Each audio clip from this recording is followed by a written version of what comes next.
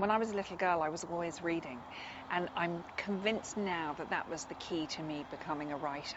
I was a child that never felt that she fitted in, so I was always happiest buried in books. And I remember when I was in school, I would pray for rain, because on breaks we were allowed to sit in the library, and I'd go and curl up in one of these wonderful beanbags and just lose myself in a book. And I'm convinced that that's how I developed my love of words. And writing was something that I never really planned to do. I always thought I'd go to art school and become an artist of some kind.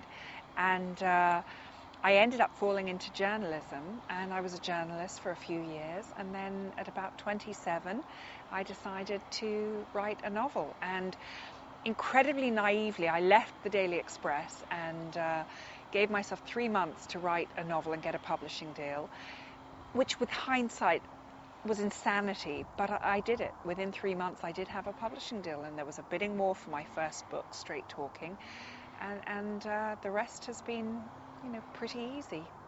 I think that I was always a pretty rubbish journalist. The bit that I liked about journalism was not getting the story, but it was playing with the words and writing the actual stories. And writing has always come very easily to me. It was a huge gamble to leave my job, but I have always trusted that in the work environment things will come up, and I've always been incredibly lucky in work. And so it never really occurred to me that I wouldn't get a publishing deal. I didn't think it would be a big one, and I didn't think that I'd have a string of bestsellers and all the rest of it, but I certainly thought I'll have my little publishing deal and get my book out. When I started writing, my real inspiration behind the idea for my first novel came from Nick Hornby's book High Fidelity. And this book came out and garnered a huge amount of publicity, and it was really a book that seemed to speak to every single 30-something man that I came across. And I remember at the time thinking, well, no one's done this for women. And of course, little did I know that Helen Fielding was there, busy writing Bridget Jones. And I did know that I had a group of girlfriends, and we all were having basically the same relationships with the same sorts of men.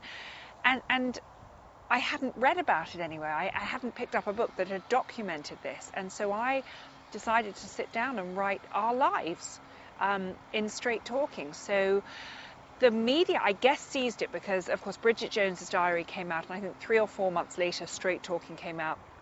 And there were another couple of books that came out at the same time, and they suddenly coined a term for it and said this is the new wave in fiction and capturing the zeitgeist, and they called it chick lit, which, literature for chicks. And it sparked a huge movement in literature that for 12 years people have been waiting for it to die.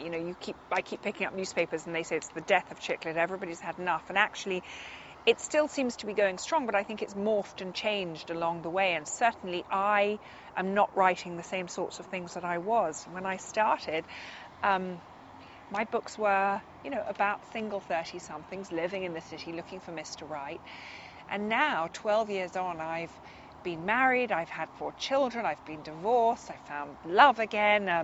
I've crossed the pond. I live in America, so I feel like I've lived many, many different lifetimes, and I'm certainly not writing about young single women anymore. And in fact, in The Beach House, which is my new hardback, my female protagonist is a 65-year-old woman, and there isn't a designer label or handbag in sight. I think people would be very hard-pressed to apply the chick lit label. Having said that, I'm incredibly proud at having been part of a movement that was so huge. And I don't think it's going anywhere, and nor do I think that there's anything shameful about being a chick lit author.